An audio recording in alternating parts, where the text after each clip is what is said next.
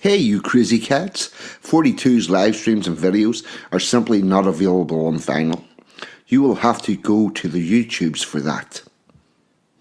So if you want content about British traditions and culture, cutting edge social commentary from an unapologetically patriotic perspective, along with a side order of madness you simply will not find anywhere else, then this is the place for you.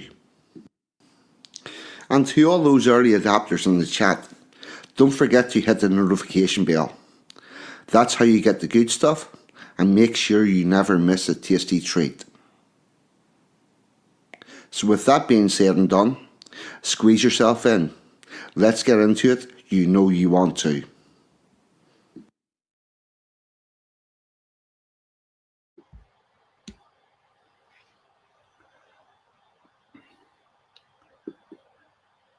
Good afternoon, good morning, good evening. Please delete as applicable because the internet is worldwide and time zones are indeed still a thing. Can I get a wee audio check in the chat, please? And I will give a shout out to the people who have arrived and left comments. And here we go. Budgie Burger straight in with a hunka burning love. Nice Billy Elvis art. One momento. It's bad whenever I have having to shut my mic off that soon after starting. When the Hunter's in from down under, glad to have you here. Pack us in. Anglo, evening, brother. And we've got good audio. That's all good. And people are filtering in. So that's all good. What are we going to talk about? Try to keep us in some sort of a semblance of order. First of all, I'm going to rant about how my week's been, which has been shite. Yeah, been on night shift, and the swap over this week hasn't been brilliant. And I've been shit with communicating and everything. So if anybody's waiting for emails or Telegram or anything out there, I'll get around to you as soon as I can. I've just been cack at that this week. The only thing we can do is following on from what we said about the start of the year, I will say that this is proof to me that January is a wrong time to be starting the year. Hopefully February I'm going to be a bit more organised than January was, and we'll give it a whirl. And with that, Budgie's telling me sounds good. And with that, we will do a little bit of housekeeping. And what we got? Tomorrow night, Sunday night, I'm going to presume that Rags and Ragnar and Spear and Jack London will have a show on and will have a guest. I'm not sure. I've no details on that whatsoever, but look out for that. Another couple of shout outs that I want to give. One would be one moment.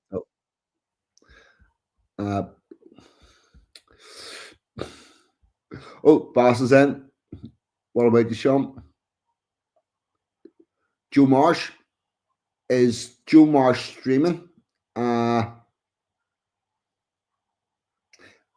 It's not a channel I frequent, but I'm going to guess Joe. Now I've got it. Joe Marsh is the guest on my rags tomorrow night. Good one, Anglo. And I've figured it out.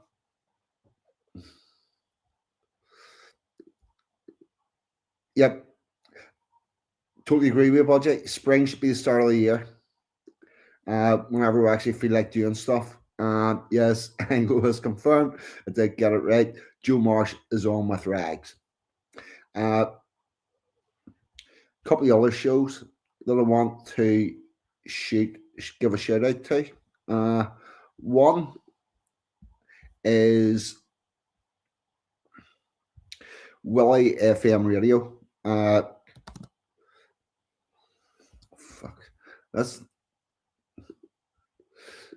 Not going to work. Yeah. Right. Hold on. Willie FM Radio, who you will know from the Waffle House, and he also kicks about this channel. He is streaming and he puts on some songs. It's a nice, chilled, relaxed thing.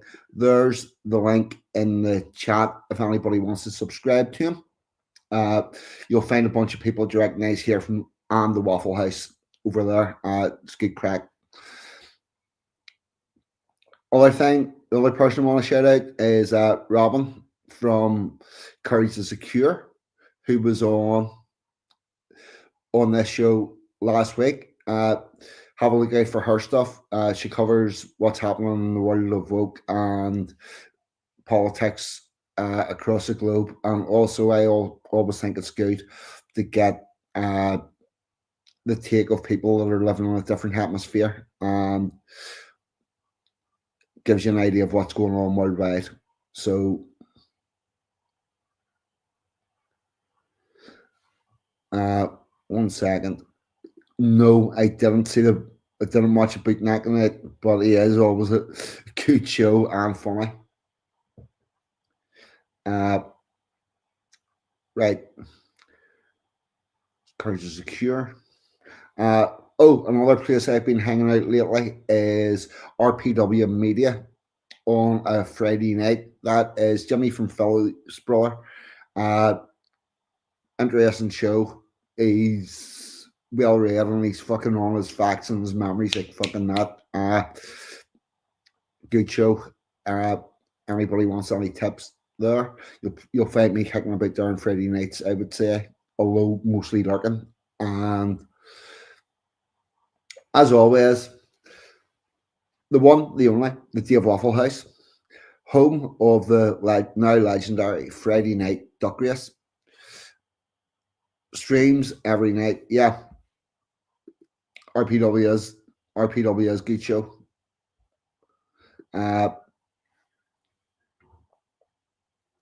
Yep.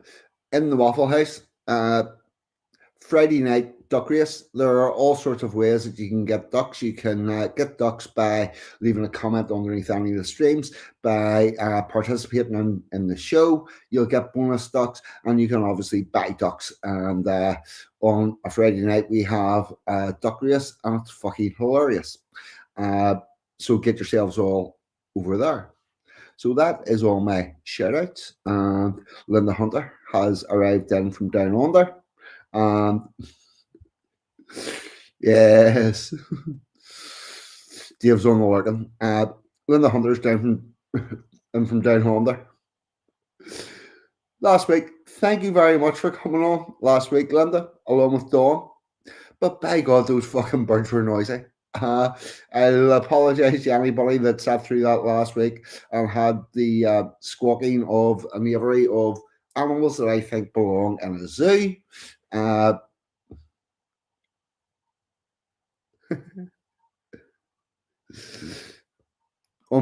Unfortunately, not you this week, Linda. It's went out of my head who it was. Yeah, that's all right. My fucking memory's gone. My short-term memory's gone. So I can't remember who it was won it, but had it been Linda, we'd have remembered that. I don't think it was Dawn. I honestly think it was winged beasts that were fucking terrifying, making all that noise. It was scary, but it was lovely to see you're part of the world and have a chat with both of you. Really enjoyed that. So thank you for coming on. No.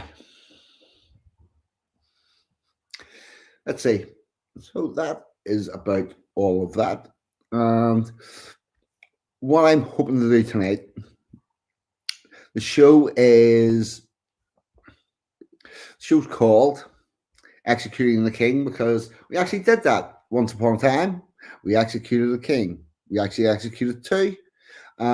Strangely, one of them was already dead, but we will get to all of that. What I'm hoping to do is give you a basic understanding of the sequence of English history that's brought us to the modern modern Britain, as I call that, and I date that from the introduction of our representative democracy and our constitutional monarch, whereby the laws are with the consent of the people. And what we're talking about is a little bit of the run up to that, and then how that feeds through to today. And hopefully, you'll have a bit of an understanding to get us to where we're talking about. I'm going to run through this really quickly in oral history. Uh,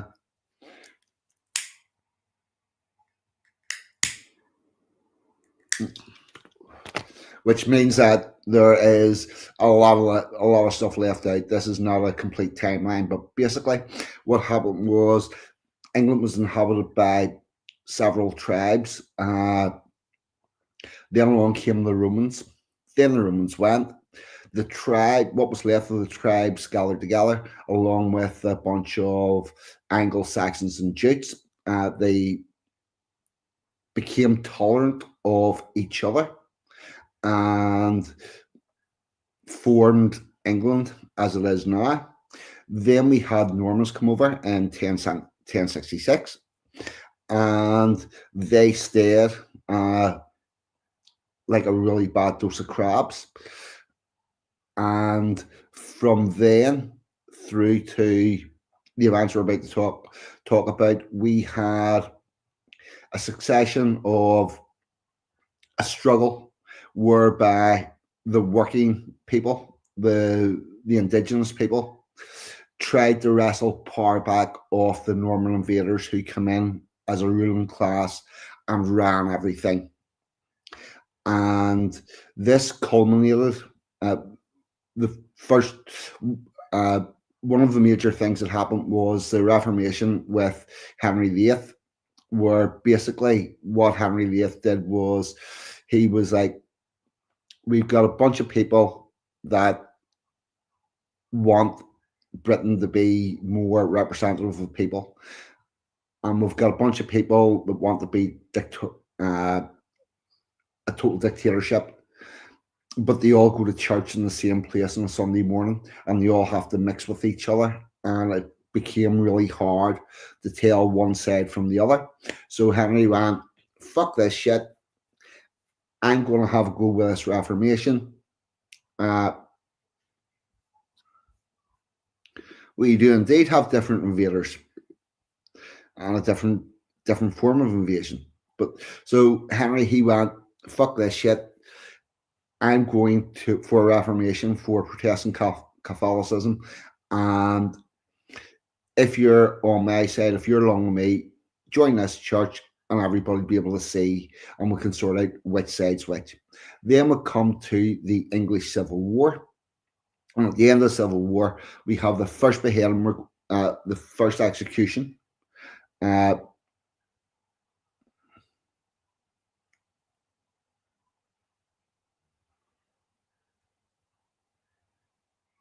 Sorry.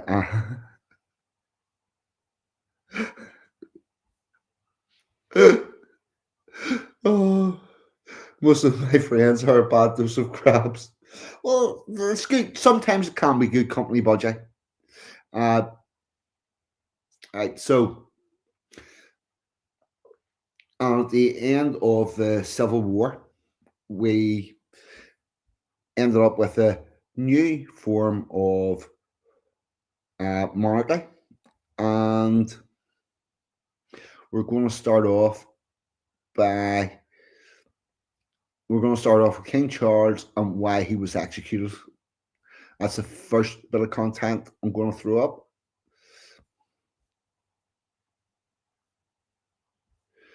Right. If that's the right link.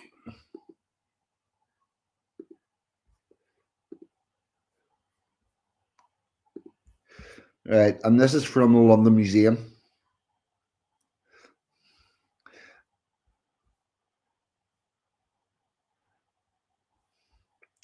Right.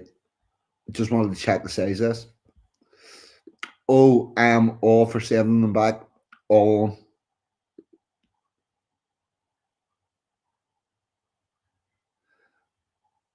Right. I'm going to make that a little bit larger.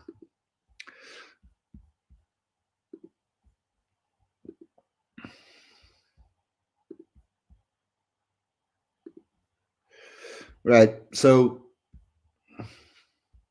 this from London Museum. Why Charles I was executed. King Charles I was executed for high treason in 1649 after the civil wars pitted his supporters against Parliament for control of the country.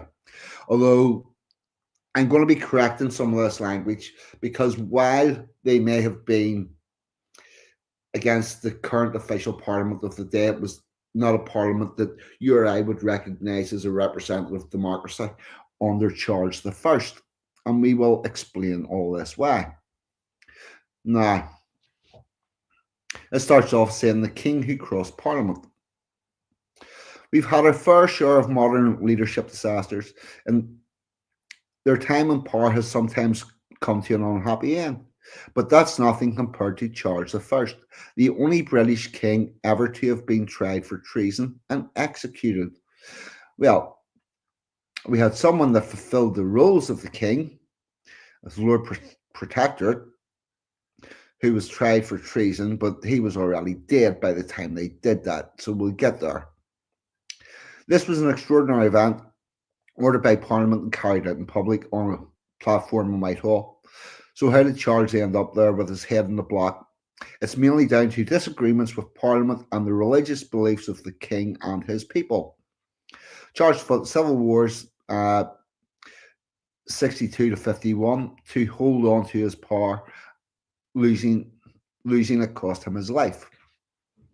Now, we're going to get the central talent here, and then I'm going to check the chat.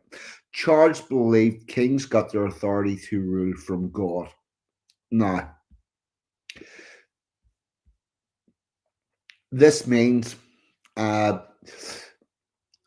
this is also termed as ruling by divine right. So the thought being that God put this person in the position of King of England. They're the only person that could possibly have that role because God put them there, and therefore everything they decide is correct. They never get a decision wrong, even if it's completely contrary to the decision they made the week before. Now, the people on the other side of that war, they believed that the king ruled by the grace of God, which meant that God had put them in a position to rule the country, but they must struggle with every question and determine whether it's to the betterment or detriment of their people. Charles I believed he didn't need to worry about any of that shit. Just whatever he said went, and that was the end of it.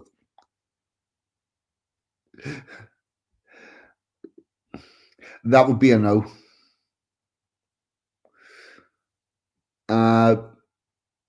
They have very, very little involvement in English history, strangely. So, the king's family tree. Queen Elizabeth I was the last of the Tudors, the family who ruled England for the entire 16th century. When she died in 1603, she had no children, so her relative James I became king. James was already King of Scotland, where he is known as James VI. He was the first year King of England. Charles I was James's son. Born in Scotland in 1600, Charles moved to England when his father took the throne, setting up home in Whitehall Palace, London. After James I died, Charles was crowned King of England, Scotland, and Ireland in 1626. Before the crown was even on Charles's head, he angered the people by marrying the French princess Henrietta Maria, who was a Catholic. This guy straddled the fence between Protestantism and Catholicism quite a lot, as do a lot of the people who would be in disagreement with our views of how life should be run. A lot of these people switched or made their religion quite opaque and disguised it uh, for political leverage, which leads me to believe that most of them don't actually believe in any actual religion. It is a religion of convenience. And I believe the same thing happens with a lot of Islamic terrorism. A lot of terrorism worldwide. People want to commit that behavior and they find the cause that allows them to do it, as opposed to acting on the teaching or thesis of a religious or political doctrine. Anyway, this marriage and Charles's religious ideas and alliances created disagreements with English Puritans and Scottish Covenanters, the two Protestant groups. Charles also lost the backing of the English Parliament and attempted to raise taxes without its permission. Uh,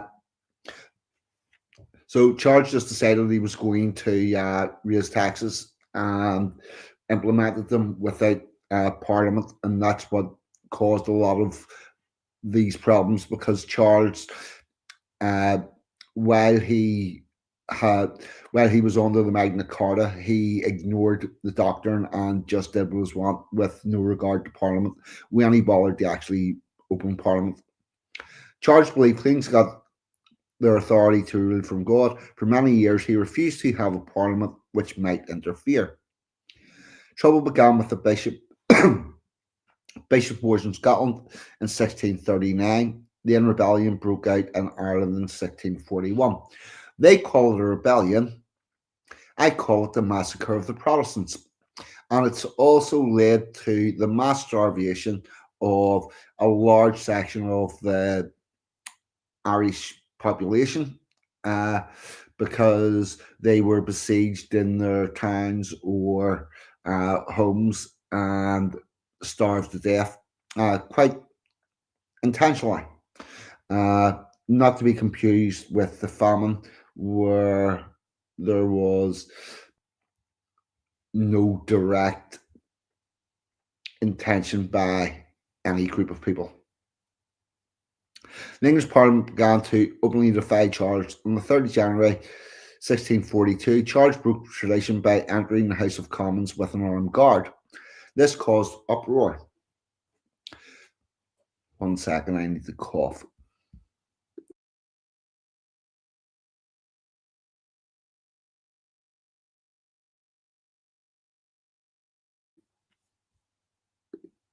Sorry about that. This caused uproar. Charles left London for York, and the civil wars broke out in mid 1642. Charles I and his supporters, royalists known as Cavaliers, but they were ultimately defeated by Parliament's armies. Oliver Cromwell led many of the Parliament's victories, becoming a famous general. After a bloody series of battles, sieges, and failed negotiations, Charles was taken prisoner in 1647. In prison, Charles plotted to take back England with help from the Scottish. Never did work. The plan failed, only making Parliament more angry, and now saw him as a tyrant and charged Charles with high treason. Charles's death warrant was signed by 59 men, including Cromwell, who later ruled the country as Lord Protector. The king refused to plead guilty or not guilty and denied that the court had the power over a monarch chosen by God. Again, we're back with the divine rule by God. Anything I do is correct, and I can just do it. And we fought a war, hung him, chopped his head off, and that should be enough for future kings to realize that maybe you should do things properly with the will of the people. He was executed on the 30th of January 1649 outside the banqueting house in Whitehall. A vast crowd watched as his head was cut off. And there's a little picture of it. And with that, I'm going to have a look at the chat and see where we are time wise.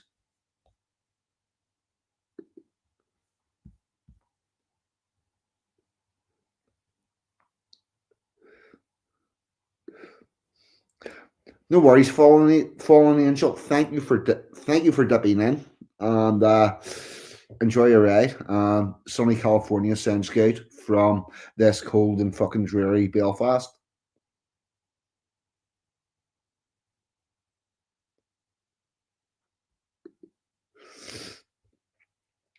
It was the film was Woodstock.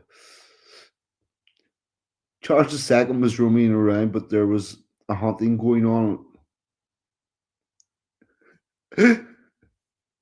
Decapitation. A mere. Well, they did actually kill him first. He was hung, and then he was beheaded.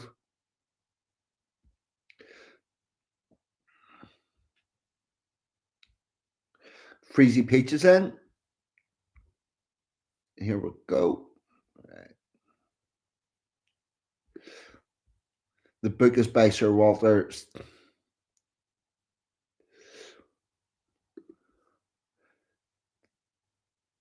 Oh,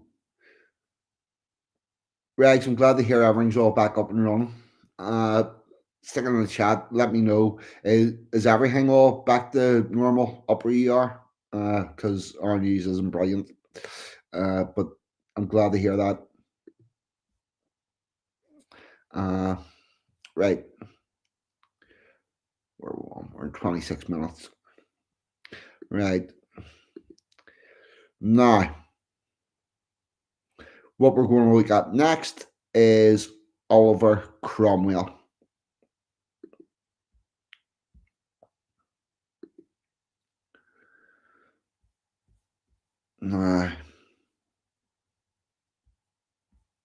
Oh, before we get on to this, I suppose I might as well allow my biases to show. Let's see. So I've got a little bit of stuff to show you. Oh yeah, the protector coat of arms.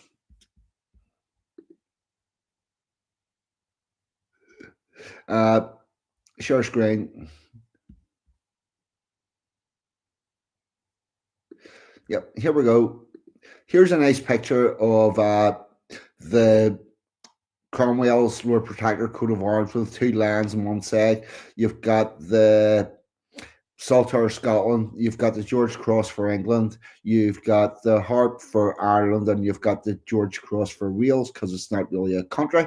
That's the 4 quarters of the country, and you've got the dragon in the centre. So if you have a look at that, keep that in mind. And a little bit of music.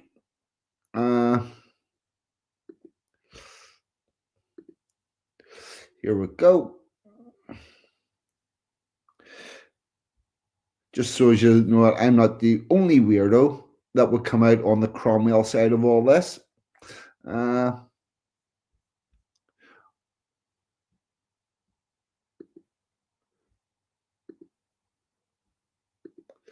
Here we go. If you remember that, coat of arms.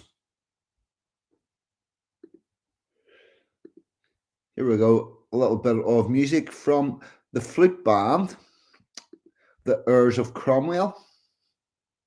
I've chosen this bit because the flag's down, and you can see it because they're doing an eyes right. They must be going past a memorial or something. But here we go. This is the Heirs of Cromwell.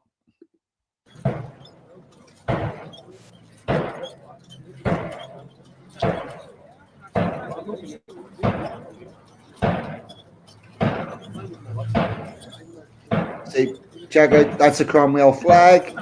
I'm going to skip this on a little bit.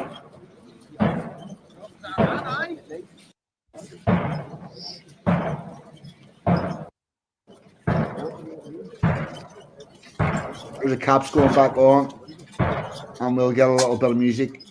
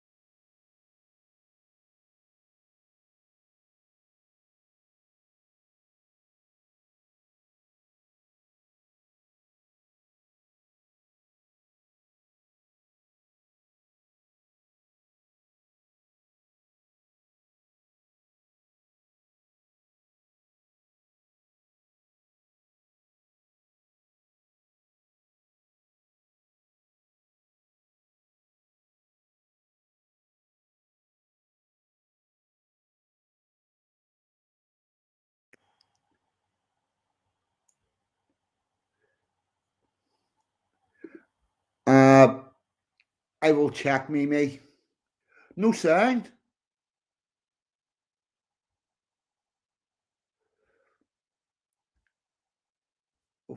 Hold on, wait, I'm all back now. And was there sound? Was there music whenever the band was playing?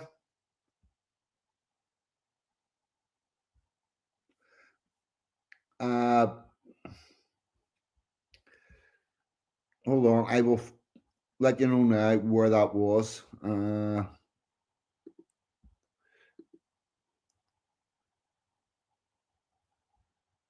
That is.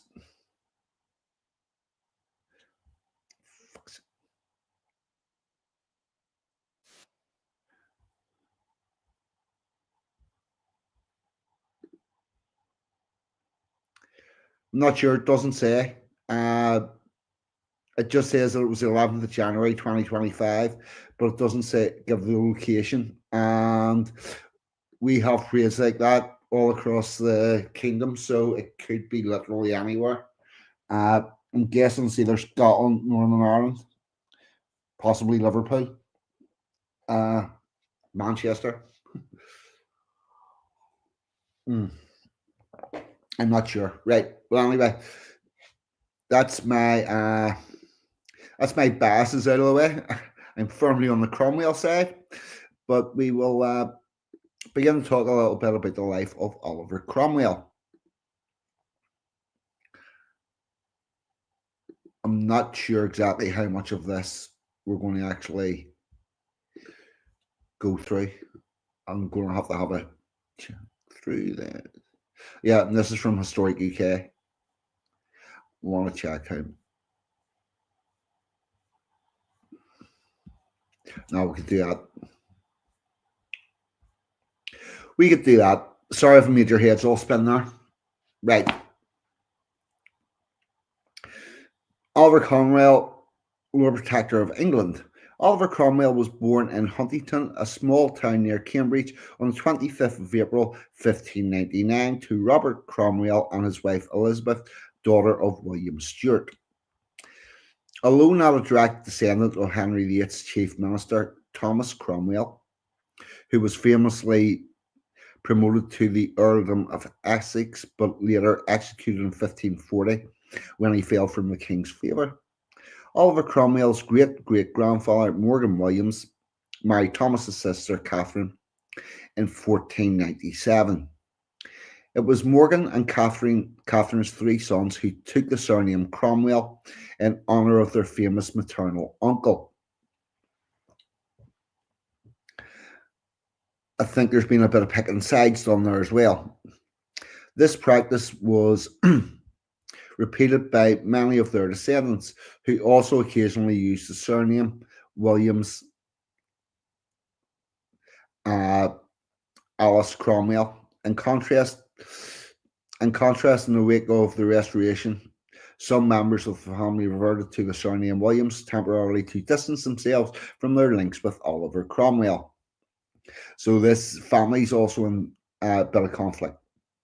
Morgan Williams and Catherine Cromwell's eldest son, Richard, had two sons, Henry and Francis, both of whom used the surname Cromwell. Like his father before him, Henry went on to be knighted, and of his 11 children by his first wife, Oliver's father Robert was one of the youngest. Whilst Cromwell's later life as a military and political leader is well documented, his modest upbringing and early family life is not. Indeed, for the first 40 years of his life, Cromwell remained relatively obscure, and he himself remarked in 1654 that he was by birth a gentleman, living neither in considerable height nor yet in obscurity. So he was pretty much a grey man, somewhere in the middle. It was not until the English Civil Wars of 1640s that he had the opportunity to rise to power. Having been educated in Huntington's Grammar School, which now houses the Cromwell Museum, and later at the Puritan influenced Sydney Sussex College, Cambridge, run by well-known Calvinist Samuel Ward. Cromwell first made a living as a minor landowner, farming and collecting tenancy rents following the modest inheritance left by his father. I'm going to check comments.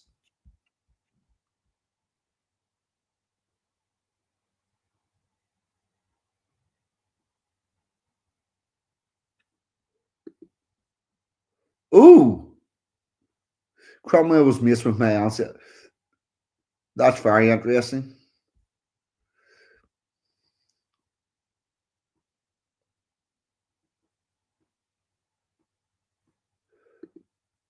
Cromwell was deported to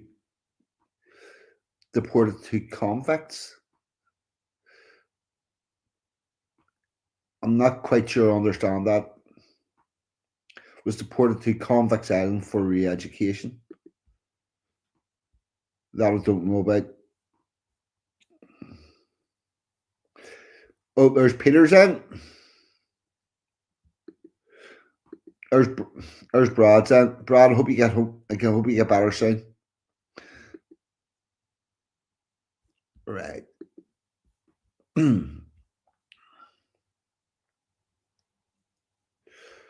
Robert passed away in June 1617, which led to Cromwell leaving Cambridge without completing his degree to return to the home state to support his mother and 7 unmarried sisters.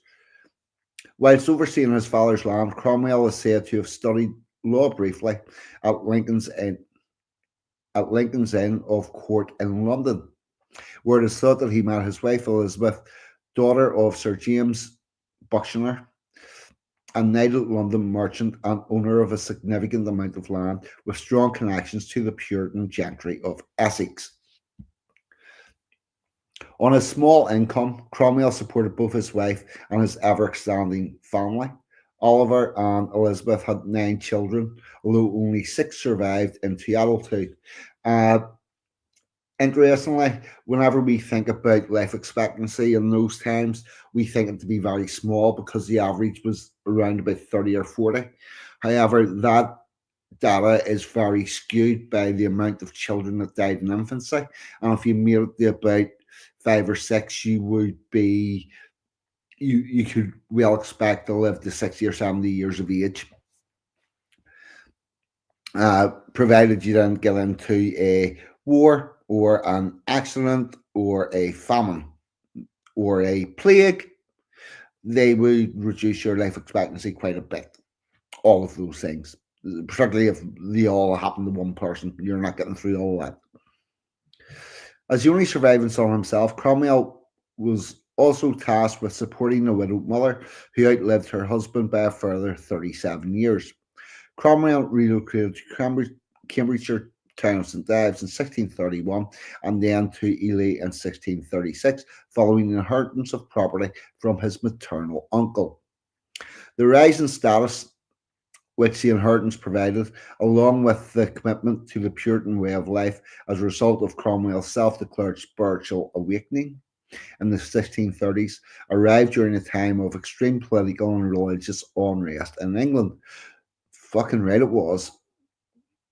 However, whilst Cromwell became an MP for Cambridge, he was not significantly involved in national politics until 1640. The summer of 1642 saw the outbreak of the First English Civil War.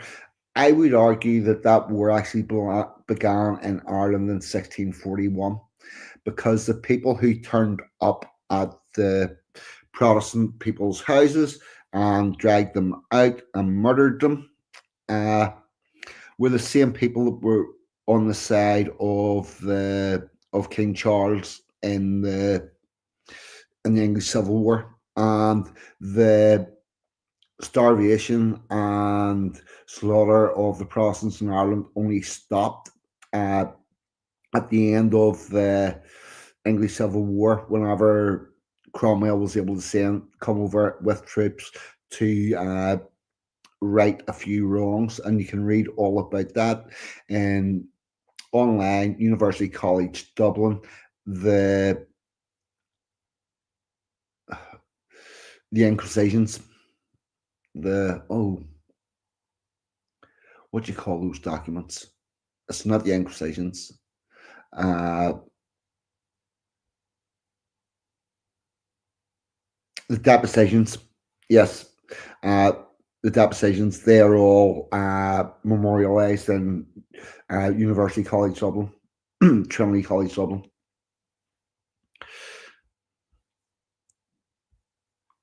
The supporters of Charles I, who claimed the king should have absolute power and divine right as king, and the parliamentarians who favoured a constitutional monarchy and later the abolition of the monarchy in the House of Lords completely, because they had to take it right away to try to unfuck the thing and then bring it back. Colloquially, royalists were also called cavaliers in reference to the horsemen. They were running about in horses. And Henry the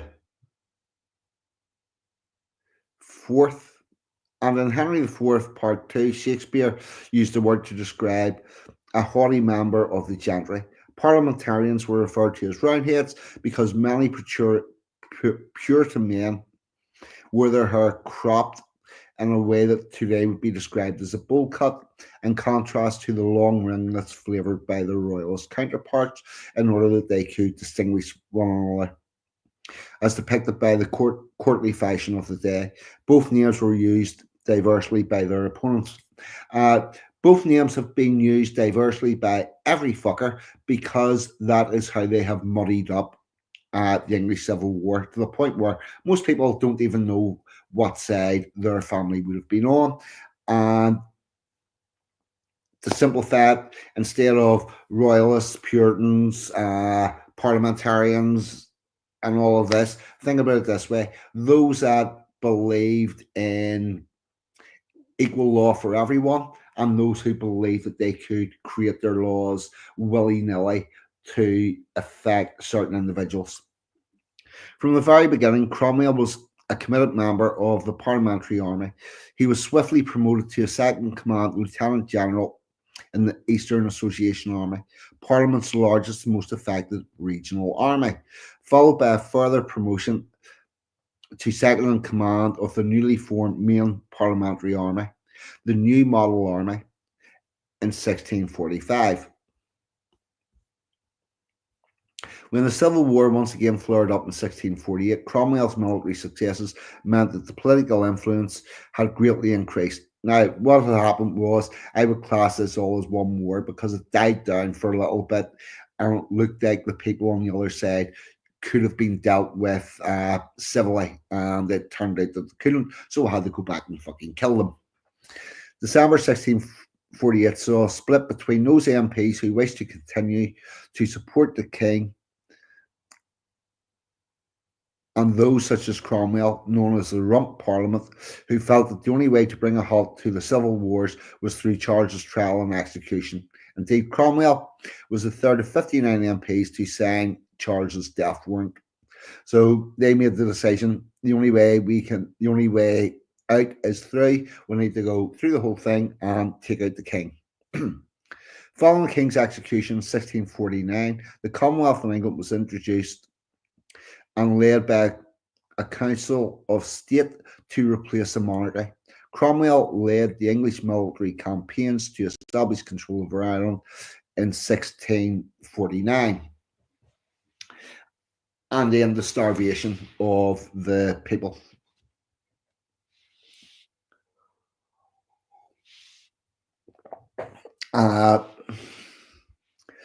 And later in Scotland in 1650.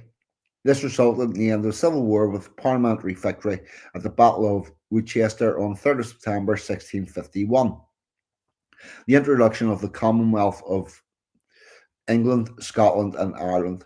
Cromwell was appointed the Lord General, effectively Commander-in-Chief of the Parliamentary Armed Forces in 1650. In December 1653, Cromwell became Lord Protector, in a role in which he remained until his death 5 years later. Whilst he later rejected Parliament's offer of the crown, preferring to describe himself as a constable or watchman of the Commonwealth.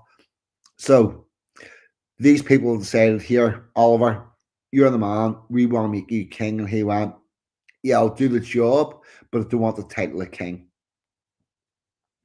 Cromwell's role as the first Lord Protector was akin to that of a monarch, involving the chief magistrate and the administration of government. And whenever he did this, he set the blueprint of how all the kings that come after him should rule. However, the instrument of government constitution decreed that he must receive a majority vote from the Council of State should he wish to call or dissolve Parliament, thus establishing a precedent that the English monarch cannot govern without Parliament's consent, which is still upheld today. And this is where our royal family and our Parliament get married together. And from this point on, if you want to be the King of England, you have to run. You have to run with the Parliament. And if you want to run the Parliament, you have to have the King. And it's a double lock. We need to have both of those things work in conjunction, but Parliament's going to make all the decisions. And these are the events that bring that into in the event. The Jacobites at this stage are still fucking about in France, and they were messing about with the Scottish during the Civil War as well. So the Jacobites are basically French people that come over here and try to cause trouble. Yep, and the round heads do look like right twats.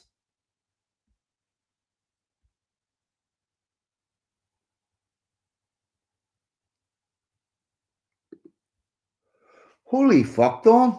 That's some history you've got. He was fifth to sign the warrant, fled to Belgium. Family says that Michael was hunted and hacked to death, but literature says otherwise. I would guess that the family would be more likely to be correct on that one.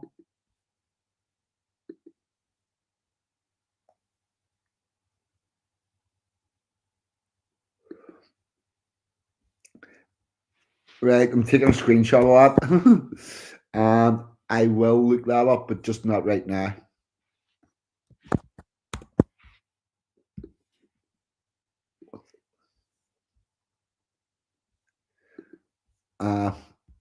Right.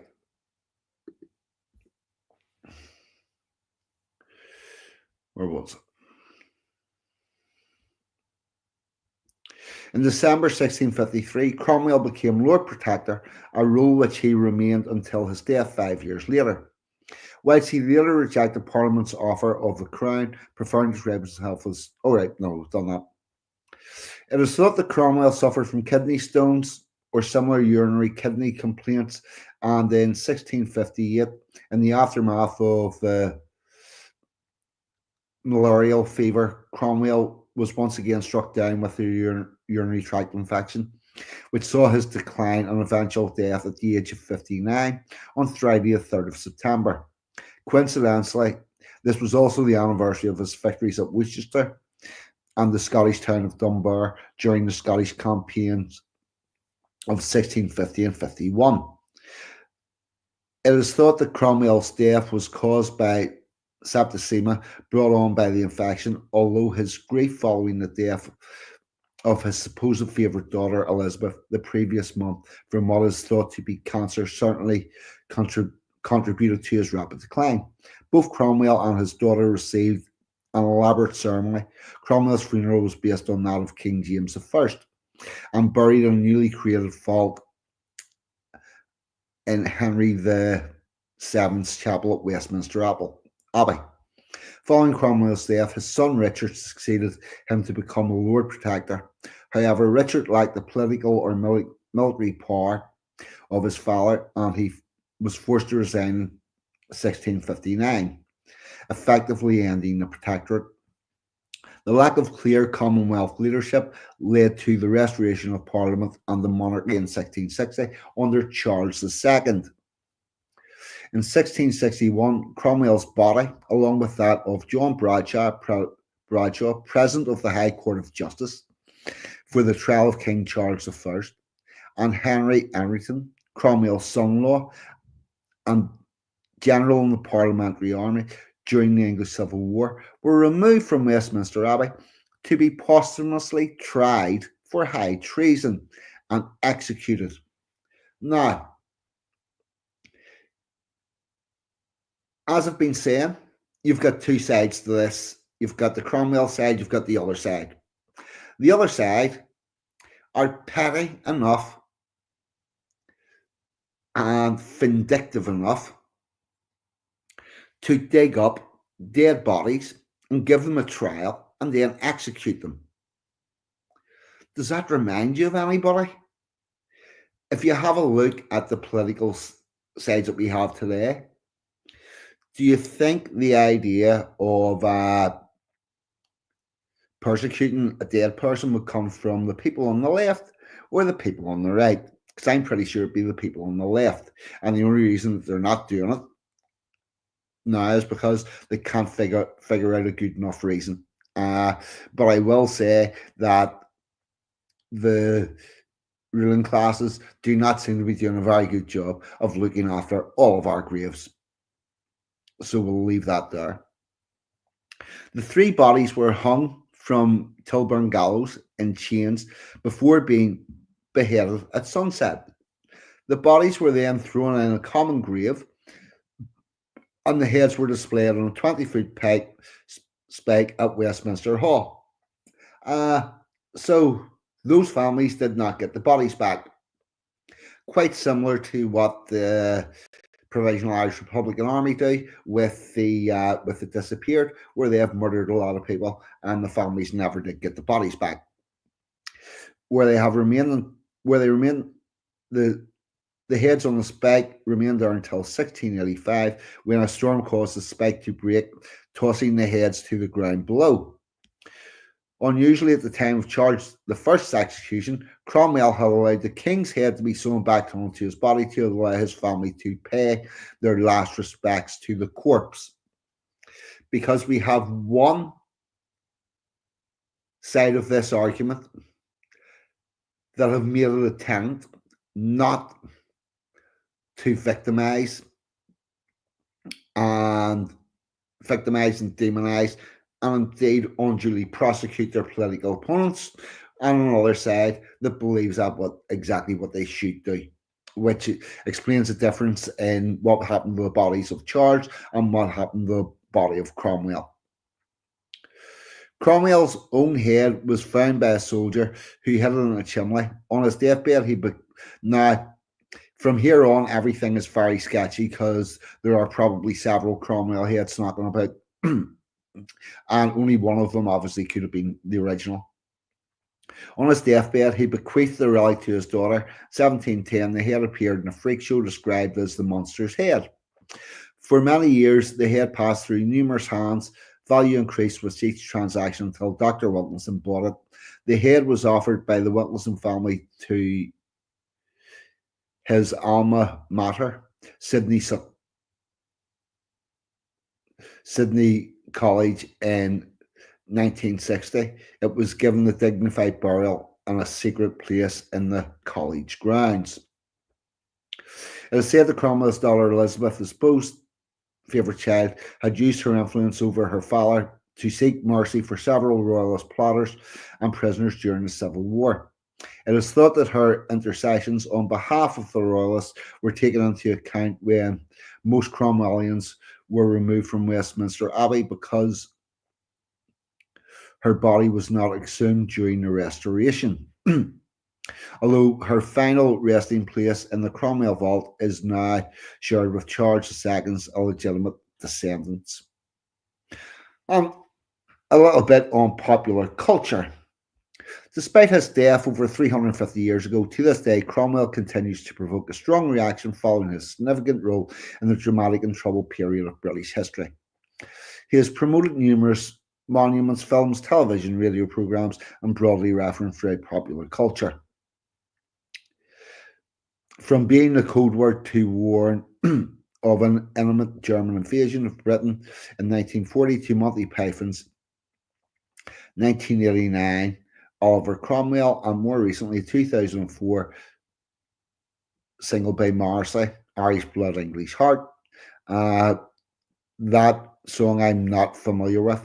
However, Winston Churchill's suggestion to name a British battleship HMS Oliver Cromwell when he was First Lord of Development did not gain royal approval. I thought it should. I honestly think it should. I'm going to give my very quick opinion on Oliver Cromwell now. And what I'm going to say is this. I see a hell of a lot of people supporting Guy Fawkes with the notion that he was going to pull out Parliament and give the people more say. Whenever that is exactly the opposite. Guy Fawkes was trying to create a complete dictatorship of a monarchy with a, if it had a parliament at all, would have been a rubber stamping issue, as opposed to where it's got to now, where we have parliament and the king rubber stamps it. If you want somebody like that, it's going to give more power to the people. It's not Guy Fawkes you want to be emulating. It is Oliver Cromwell, because that is exactly what the man did.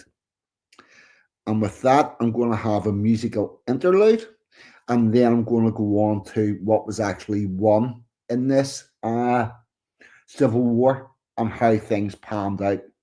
So we had the Civil Wars, we had the execution of Charles I, execution,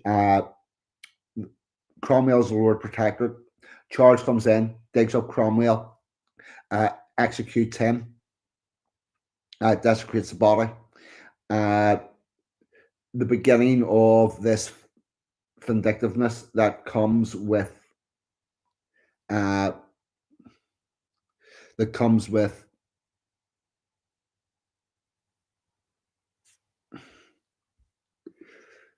yes, the gunpowder plot was a Catholic plot to put a Catholic king, or actually a Catholic queen, on and have her ruled by royal decree. It's the same shit that was happening in the Civil War.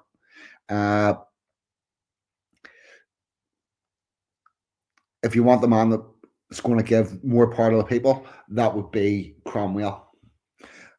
And then we're going to go into what happened. Then after that, things tottle along. We'll have the Glorious Revolution in 1688, with the introduction of William III and the lineage of the crown, and the constitution and settable monarchy is set in stone this time, to be not changed. although, and we will have a look at the society that came out of that. But first, we're going to have a little musical interlude, and we will have a bit of harmony, melody, and rhyme.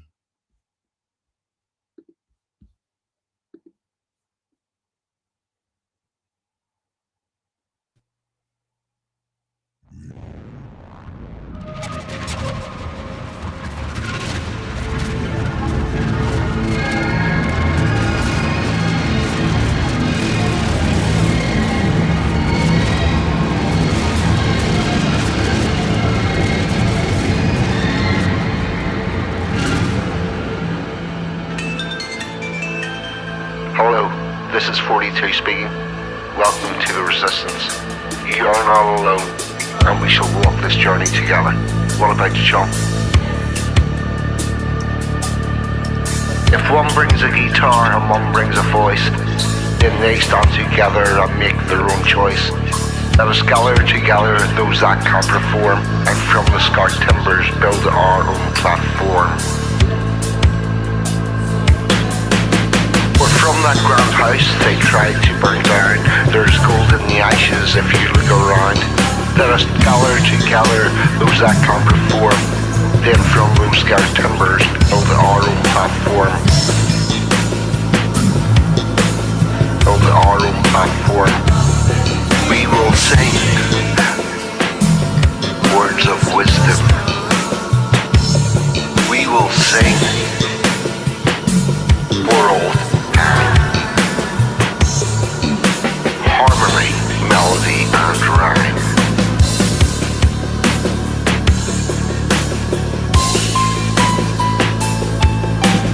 We descended from minstrels in old days of yore.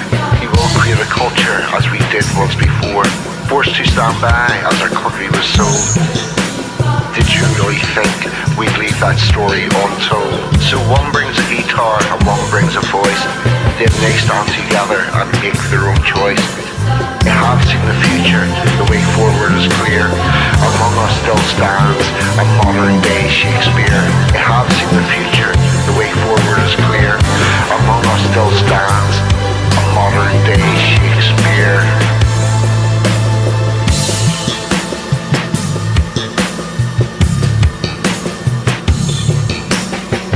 Stand by as our country was sold. Did you really think we'd leave that story untold? We will sing words of wisdom. We will sing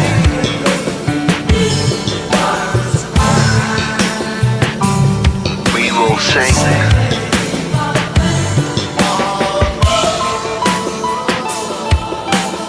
harmony, melody, rhyme. Harmony, melody, and rhyme.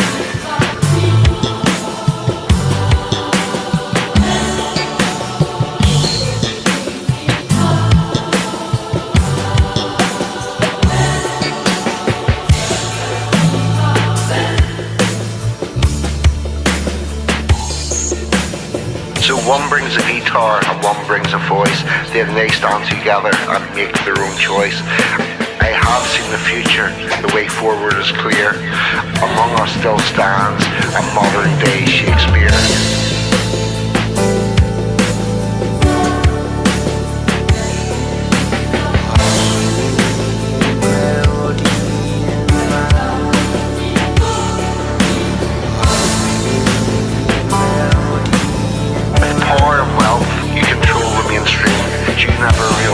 You cannot kill a dream. So we will gather together those that can perform, and from the scarred timbers build our own platform. You're talking to 42. What about you, chum? If one brings a guitar and one brings a voice, then they stand together and make their own choice.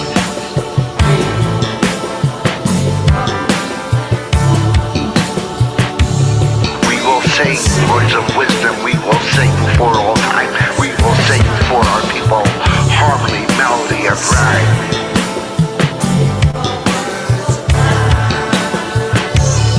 We will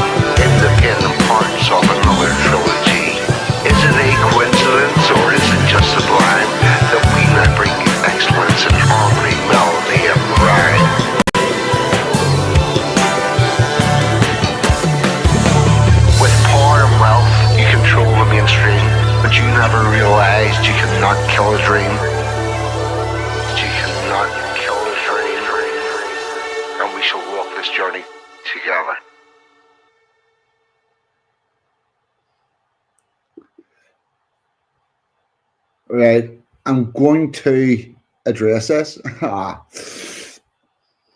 Where the wankers have to fight each other? Both Christians, Game of Thrones shit. I'll explain why. Because you had two separate peoples in England. You had the indigenous and you had the Normans. And the Normans are a group of people who you would recognize today as Karens. They have all these laws that they like to administer with fancy language so they can uh, pick and choose who they prosecute and who they do not. Uh, they liked the Roman Catholic Church because the Roman Catholic Church could take something that was perfectly fine one day and the Pope could make it a sin the next. One very stunning example would be with the sin of eating meat on a Friday. What happened was the Pope wanted more tax off the Italian fishermen. The Italian fishermen said, "We can't afford to give you any more." And the Pope said, "Fine, I'll increase your income." And how are you going to do that? And they and he says, "I'll make it a sin to eat meat on a Friday, so everybody have to buy your fish, and you give them more taxes." And what we had to do was what so this put us the and the Pope was doing this constantly to override the king and circumvent circumvent his rules. In fact, the Pope said that anybody that wanted to could become the King of England, and he would recognise him. In the same way that the United Nations is currently the place to recognise any country, it was previously the Vatican. Uh, and we had to get away from their type of rulership.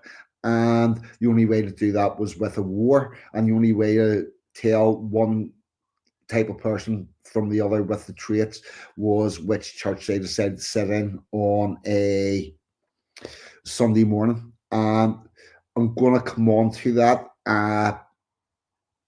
Yeah, yes, you only do that during Lent.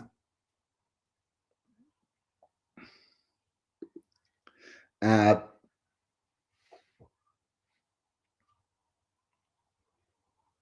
so where this becomes important is that the likes of the Tommy Robinson rally this afternoon, they constantly said that we are a Christian country and refuse to go back to the fact that we are not a Christian country, we are a Protestant country. That is different. Our state religion is the Church of England. It's the Protestant religion, and it disbars this invention of sins and also denies this idea of rule by divine right. And you can just make up whatever rule you want. Uh, I don't I don't know for a fact why the people at the Tommy Robinson march are a little bit short on that, and they're starting their history a couple of hundred years past whenever they should. But I'm going to guess.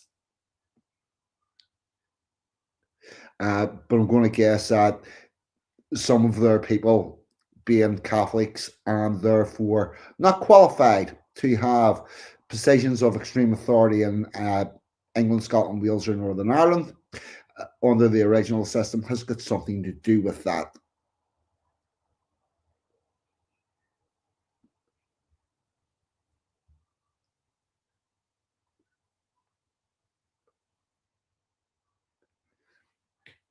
All right. Now, so what I want to have a look at next is what was won out of these civil wars and the society that came out of it. So what we did was the Glorious Revolution, we introduced one rule of law for everybody that everybody was held accountable to. Interesting ideas like freedom of speech, freedom of the press, and greatly expanded private enterprise and allowed people to keep the fruits of their labour. And I've got a couple of clips I want to show you about the Industrial Revolution. Here we go. Yeah. Yep. I'm going to watch a couple of minutes of this, and I will be pausing and commenting here and there. Sorry, just getting past the advertisements.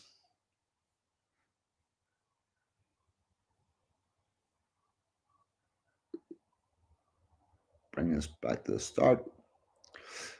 This is actually quite a good wee documentary.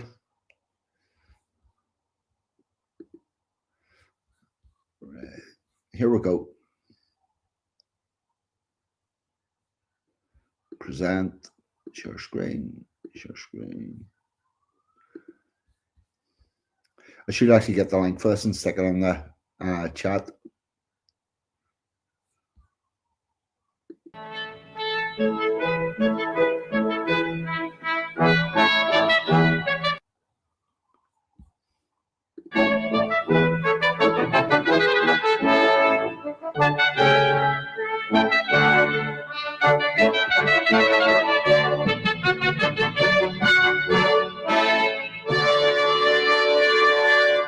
Karl Marx, in the Communist Manifesto, said this of the Industrial Revolution.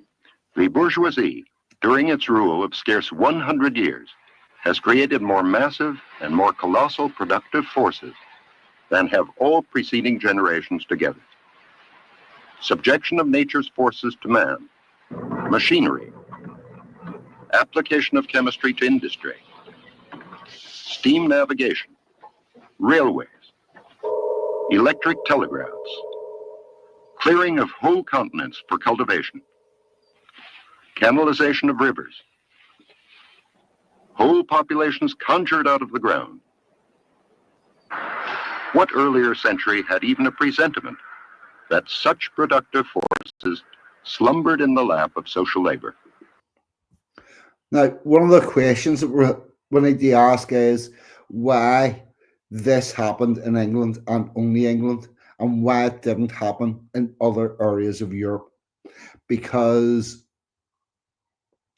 there is obviously, had the French or the Germans, or indeed the Italians, the Romans that were famed for building shit, wished to, or had the ability, they could have and should have produced what we did, but they did not, mostly because they are not us.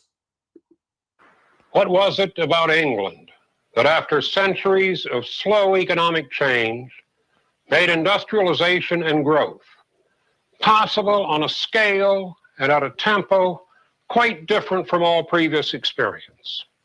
This is the question we shall answer in the second film of our series.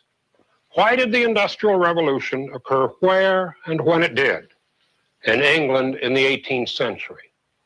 Why was England the first country to industrialize?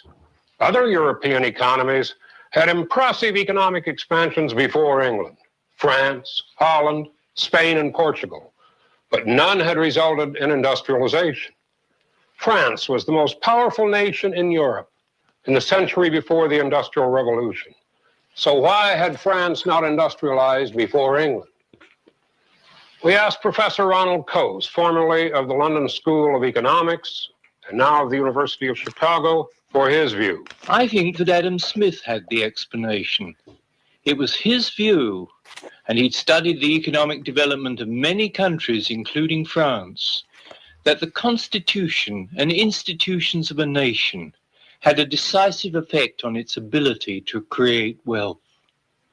The economy that prospered, according to Smith, was one in which there existed the obvious and simple system of natural liberty, and in which people could feel secure in the possession of their property. As regards England, he was quite explicit about the reasons for her prosperity. Individual effort in a context of freedom and the rule of law. As Adam Smith wrote, Though the profession of government must undoubtedly have retarded the natural progress of England towards wealth and improvement, it has not been able to stop it. In the midst of all the exactions of government, this capital has been silently and gradually accumulated by private frugality and good conduct of individuals, by their universal, continual, and uninterrupted effort to better their own condition. It is this effort, protected by law and allowed by liberty to exert itself in the manner that is most advantageous, which has maintained the progress of England towards opulence and improvement. Right. I'm going to play that little bit again, because sometimes things don't always sink in first time around. So just please listen to this again and have a think about the country and the society that was produced by the laws. This started in 1700. The glorious deliverance was in 1688. We're talking with the same speed and ability that Trump is currently changing the laws and making it more favorable for business and for people in America. That's what happened with this glorious revolution, and that is what we've won. Have a think about this as a society. The economy that prospered, according to Smith, was one in which there existed the obvious and simple system of natural liberty, and in which people could feel secure in the possession of their property. As regards England, he was quite explicit about the reasons for her prosperity. Individual effort in a context of freedom and the rule of law. As Adam Smith wrote, Though the profession of government must undoubtedly have retarded the natural progress of England towards wealth and improvement, it has not been able to stop it. In the midst of all the exactions of government, this capital has been silently and gradually accumulated by private frugality and good conduct of individuals, by their universal, continual, and uninterrupted effort to better their own condition. It is this effort, protected by law and allowed by liberty to exert itself in the manner that is most advantageous, which has maintained the progress of England towards opulence and improvement. the growth of That's the society that you were birthrighted to. And it doesn't look very much like the society that we currently live in. We do not have the liberty that we were promised. We do not have the even-handed laws that we were promised. We have a two-tier justice system. The very thing that was supposed to be eradicated. And that society that they're describing there was produced by doing something quite simple. They allowed those that were interested in improving England and improving Britain and a lot of the British people in the positions of power. And only those people were allowed in the positions of power. And they were able to determine that via their religion, because they were of the state religion. Right? Now, what they simultaneously did was refuse to persecute those not of the religion. They allowed them to take part in commerce, to take part in social life. They allowed them into all sectors of society, except those where they could make decisions that affected the laws and rules of the country. I will also say that, yes, English, do you know why the world speaks English? Because we were the best traders that the world had ever met.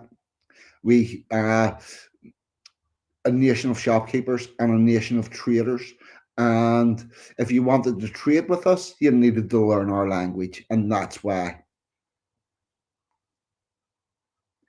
There was one I was going to come back to.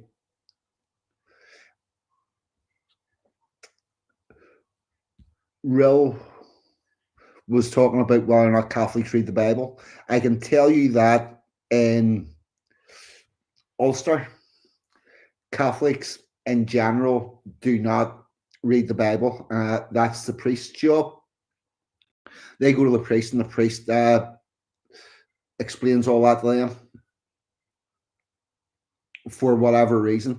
I'm not sure if that's changed and it's a generational thing, and younger Catholics read the Bible, but most Catholic houses in the place where I live, well, they're the other side of a wall, but I'm led to believe that they don't have a Bible in the house, or if they do, it's for the priest to read whenever he comes round. But they don't actually read that themselves. It's the job of the priest to explain your religion to you. I will say that not only are Protestants encouraged to read the Bible, they're encouraged to read it and learn it and understand it. These are two different things. This is one of the huge differences between the two religions. Oh yeah, and water, and the fact that we were very good at sailing.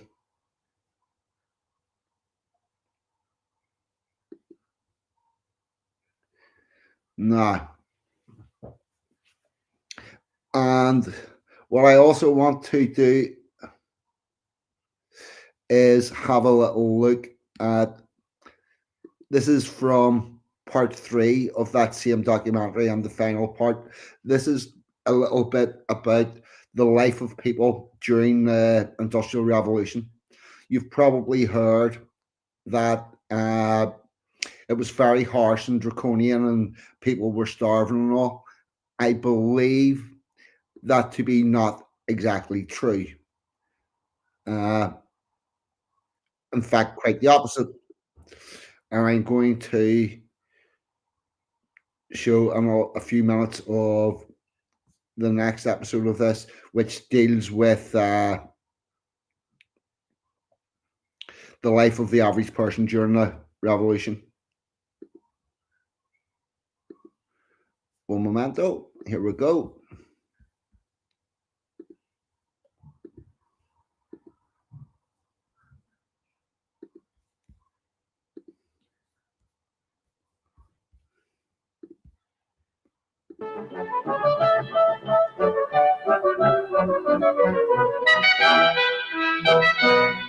The growth of a freer and more open society in England in the 18th century allowed her businessmen to begin the first industrial revolution.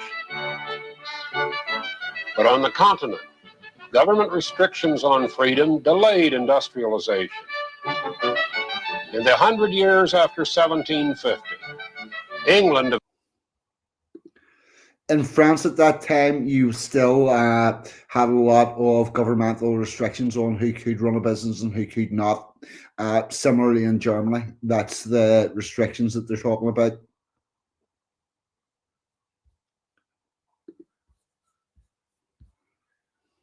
Developed an economy of such unparalleled productivity that it became known as the workshop of the world.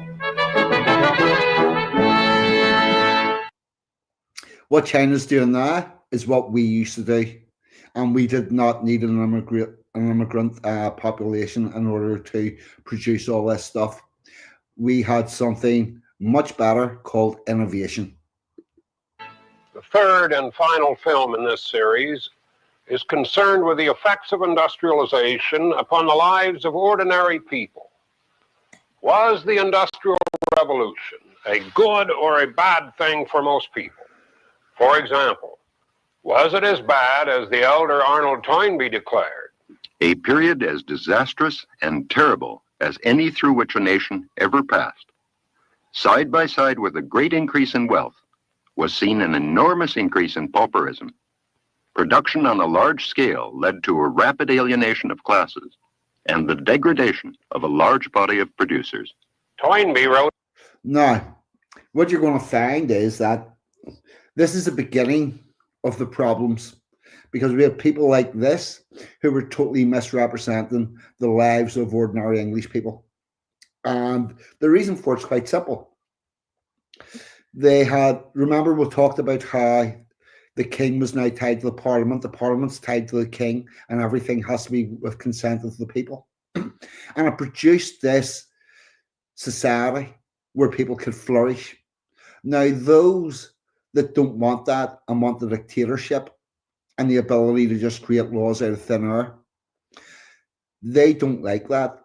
So they have cherry-picked the very worst of it and generalized that as the normal standard of living during the Industrial Revolution, while ignoring that for the vast majority of the people, it was actually a vast improvement. And nobody that's working class ever had their life diminished by excess of work. Excess of work means overtime, means more money. in 1883, but already in 1830 there had been a fierce debate about the consequences of the Industrial Revolution between Robert Southey, the poet laureate, and Lord Macaulay, the historian. Southey had written, The immediate and home effect of the manufacturing system is to produce physical and moral evil in proportion to the wealth which it creates. Macaulay disagreed and argued that since 1800, We must confess ourselves unable to find any satisfactory record of any great nation, past or present, in which the working classes have been in a more comfortable situation than in England. The serving man, the artisan, and the husbandman have a more copious and palatable supply of food, better clothing, and better furniture. the same disagreement can be found today. When Nobel Prize winner Bertrand Russell wrote, The Industrial Revolution caused unspeakable misery, both in England and America. Nobel Prize winner F.A. Hayek replied that this view is based on a myth. The legend of the deterioration of the position of the working classes in consequence of the rise of the industrial system. Such Now, another thing you might want to have a think about is the situation we currently have where groups of people invent or overstate the difficulties that they face. You'll see this with women's groups. You'll see this with Black Lives Matter. You'll see this with Extinction Rebellion. You'll see this with all of that. This is where it has its basis, beginning in the early 1800s, whenever we allowed people who should not have been in those positions back in the academia. And we're going to move on to a little bit about feeding shortly. And that's as much as we're doing with this little video. The link is in the description of the channel. It has these. They're very interesting. disagreement between such distinguished scholars has caused confusion among students. No wonder an American historian has declared, There was probably never a more blatant case in the history of economics of two opposing schools of thought derived from a single set of phenomena. we asked Professor R.M. Hartwell of the University of Oxford for his view of this great debate.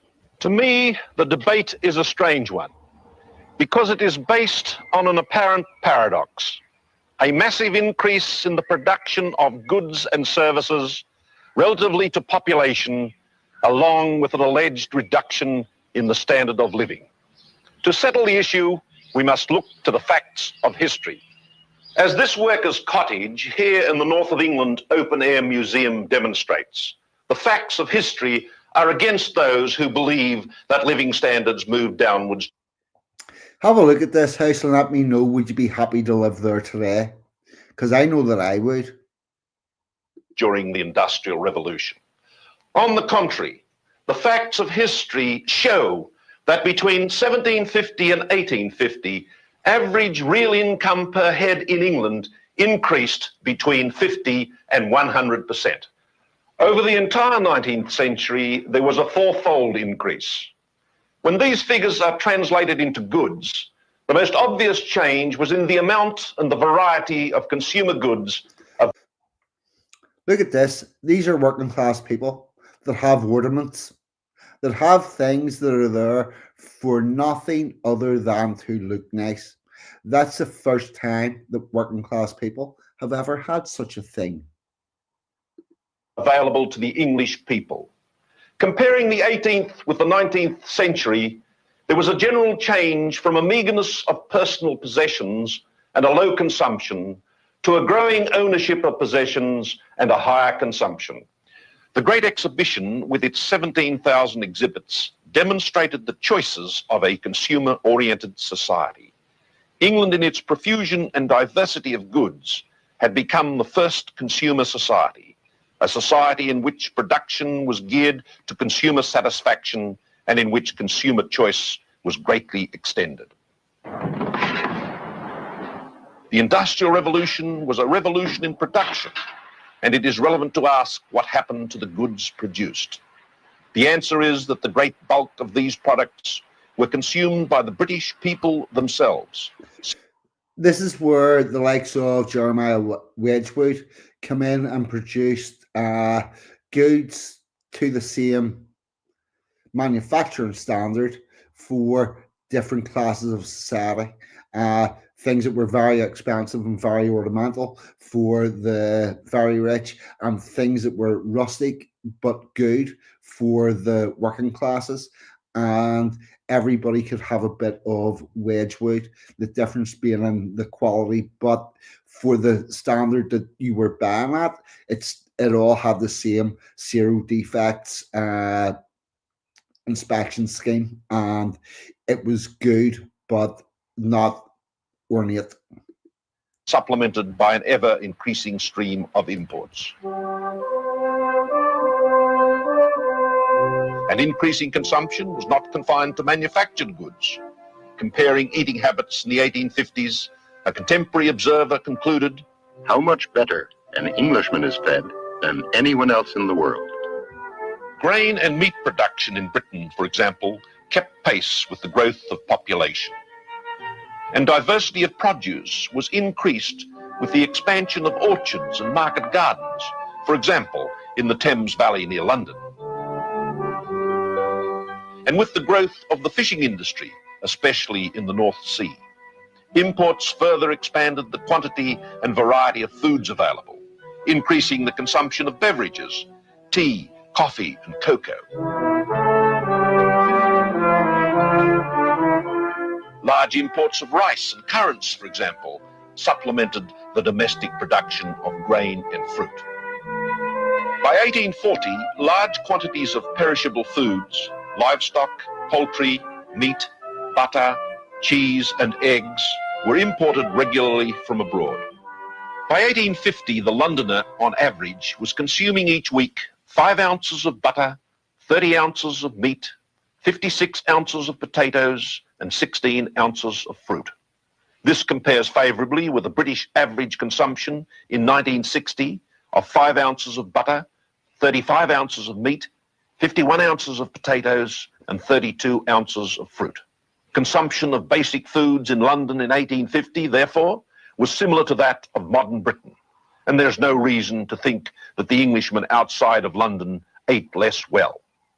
So with other commodities. So that's the society that we ushered in.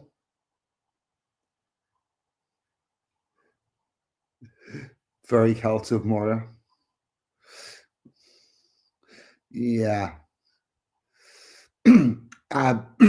So that's the society that was ushered in by freeing up people and allowing them. And also the reason why England did not get hit by the European potato blight that decimated Holland, France, Germany, parts of Russia, Belgium, Scotland, and Ireland was they had already industrialized away from that, and diversified their crops and their food intake, which is why that blight didn't affect England in the way that it did the rest of Europe. Now, the fact that everybody else could have, had they wished, industrialized and avoided that problem, not spent their days looking at potato fields, because that was a crop that takes the absolute least amount of time and effort, and they could have done other things industrialized, but they chose not to. And the fact that that led them into a famine whenever the potato blight happened, they decided to blame the English for, I don't know what reason, but yeah, because they're not going to take the blame for it themselves. So there you go. Now, hopefully that takes you in a pretty rough version of life in Britain, life in England, through from the English Civil War. Do this really quickly. First of all, we'll have tribes, then we'll have Romans arrive, then we'll have Romans leave. The tribes come together, merge with Angles, Celts, Angles, Saxons, and Jutes. They become tolerant of one another. Then the Normans come. The amalgamated Britons fight the Normans and the Celts and the Vikings. And then we have Norman rule. We have the people make moves for reform. Most notably, the English Civil War and then the Glorious Revolution. It brings in the constitutional monarchy that we enjoy today, and then in the 1830s, it begins to get dismantled because we can't abide people saying that we are bigots for not allowing Catholics in the power. It's the basics of it. So there you go. And with that, I'm going to have another little musical interlude. I think we will do the Ballad of Ballard. Actually, no, we're going to do the Anglo-Saxon now. We will have the Anglo-Saxon. I do need to get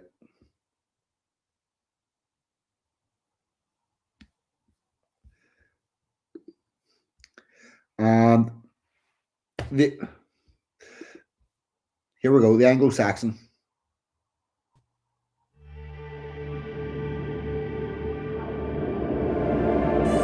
Hello, you're listening to 42's letter to the Anglo-Saxons.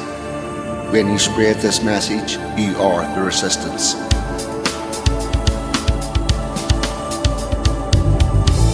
The Anglo-Saxon. The Anglo-Saxon shook his head sharply, his hair dislodging droplets of sweat from the back of his neck, the produce of moving a carcass to the workbench. The sharpened blades and cleavers felt natural in his hand. The carcass divided to his will. The Anglo-Saxon's muscle memory was that of a warrior. His body was lost to the toil, but his mind wandered to memories that were not his own. An intruder startled the Anglo-Saxon. However, before him was not the meadows and glades of his ancestors, but a butcher's shop window. While politely serving the customer, the Anglo-Saxon mourned the loss of a kingdom he had never known, of the rituals and customs that were lost long before his grandparents were even born. Outside, the street was a bustle. He knew there were others like him, ones who carried the warrior's pride. Amongst them he would find the rightful place of an Anglo-Saxon. The Anglo-Saxon. It was not preached to the crowd, it was not taught by the state. No man spoke it aloud when the Anglo-Saxons began to hate. It was not suddenly bred, it will not swiftly abate. Through the chill years ahead, when the time shall count from the date that the Anglo-Saxons began to hate. When time shall count from the date the Anglo-Saxons began to hate. Game over.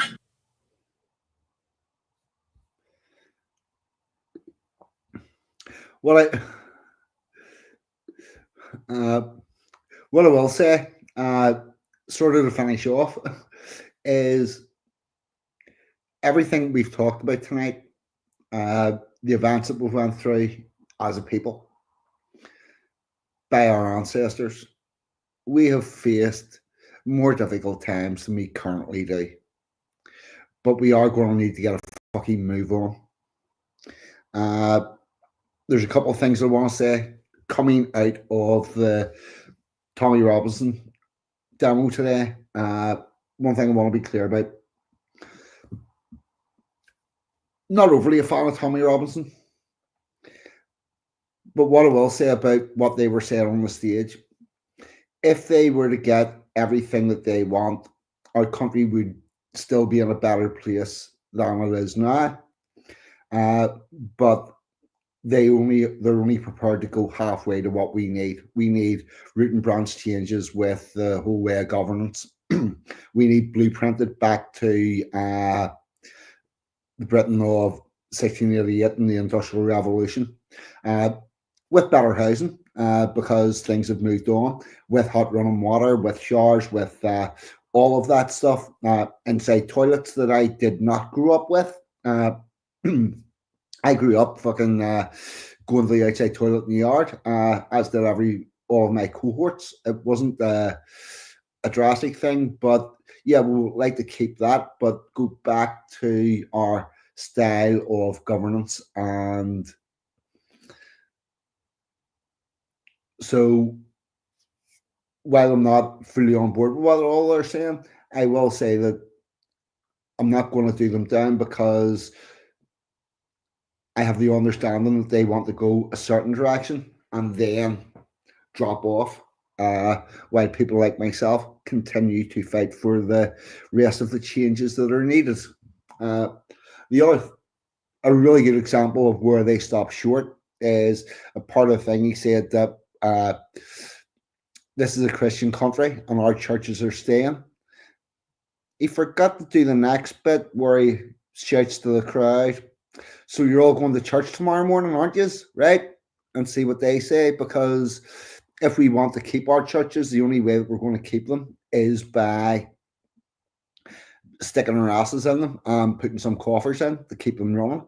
I would also state that if you are going to decide to go to church in order to attempt to save the country and hopefully meet your community and possibly bump into God in the way, the church you need to go to is Church of England, Church of Ireland, or in Scotland, the Presbyterian Church, our state churches.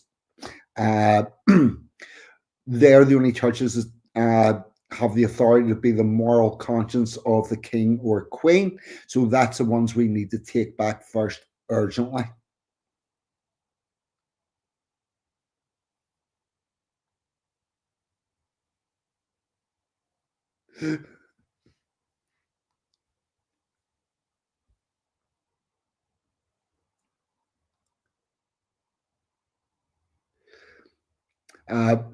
Yeah, Billy, I agree with that.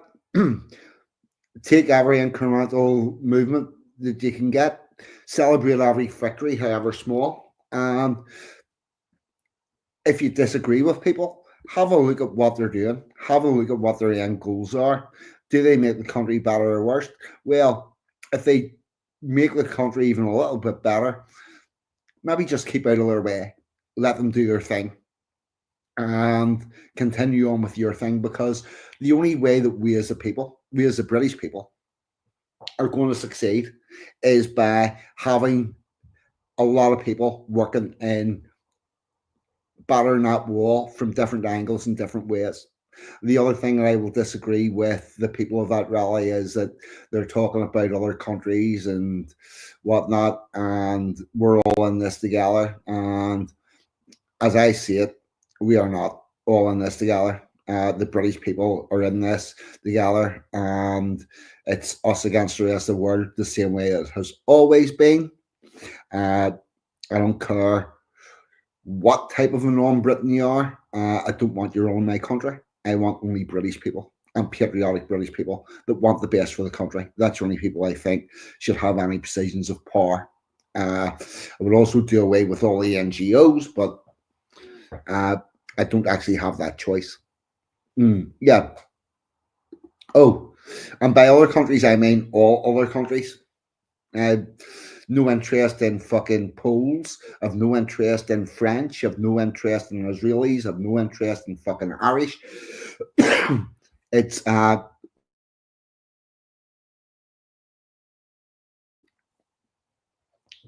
only people that can fix Britain are the British people, and we cannot rely on other people. The ingenuity we had that we developed during the Industrial Revolution, our ability to mass produce, our ability to organize and plan things, that's what allowed us, a very small country, to industrialize properly for World War One. It's what allowed us. The ingenuity is what gave us our success in World War Two with our radars, with our ability to move the Spitfires from one place to another at night and get them repaired and back up in the sky, so that the limited pilots that we had always had a aircraft at their disposal, which is what kept the Battle of Britain alive. It's our ingenuity, tenacity, and ability to get shit done that got us the Red Hand Defenders. Yes. That's what makes us different, and that's why we will win.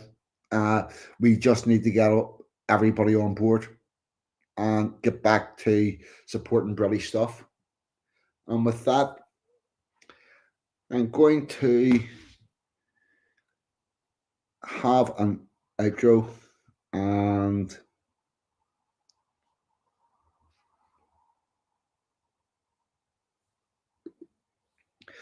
this is exactly it, Billy. Charity starts at home, and you cannot help others until you yourself are on solid ground. And we, Britain as a country, are not currently on solid ground. We need it fixed. And before we can start helping other people, we need that fixed. And I'm going to play, haven't played this for a while, so I'm going to play the Ballad of Ballard. And I'll put your comments up on the screen. And that'll be pretty much us. Ballad, from Miss Ballad, gets darker. The deeper you go down, The path of the righteous man is beset on all sides by the iniquities of the selfish and the tyranny of evil men. Blessed is he who in the name of charity and goodwill shepherds the weak through the valley of darkness, for he is truly his brother's keeper and the finder of lost children.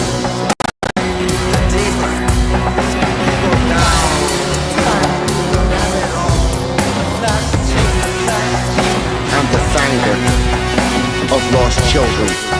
You only need a light to guide you, and an angel to walk beside you. I dare you to go down.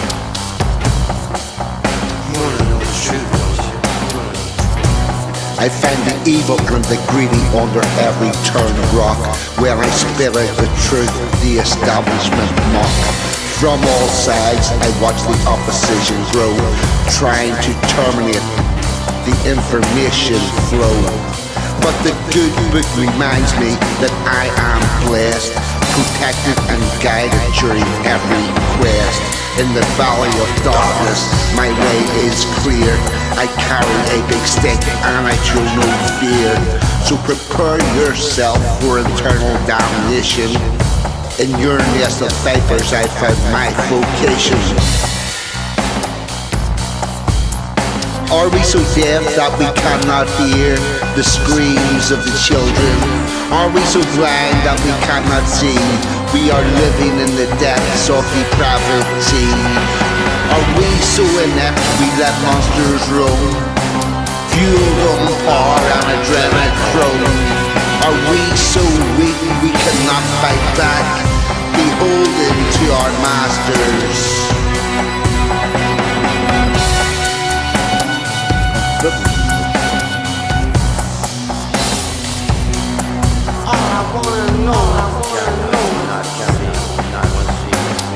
path of the righteous man is beset on all sides by the iniquities of the selfish and the tyranny of evil men. But blessed is he who in the name of charity or goodwill shepherds the weak through the valley of darkness. For he is truly his brother's keeper and the finder of lost children. The finder of lost children.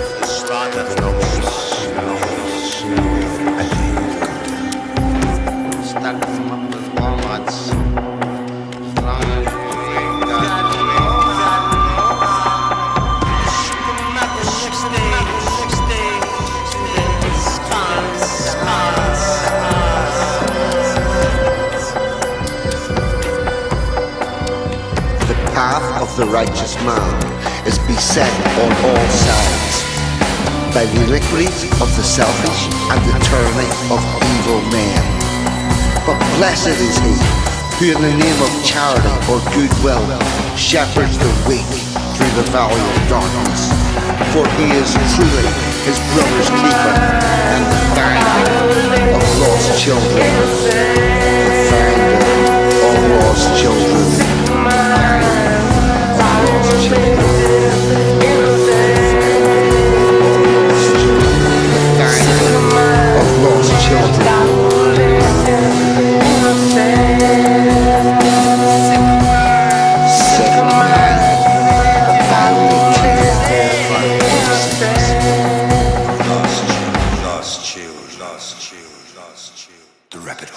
The rabbit hole.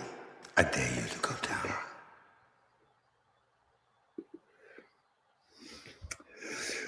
Okay, everybody. That's tonight's show.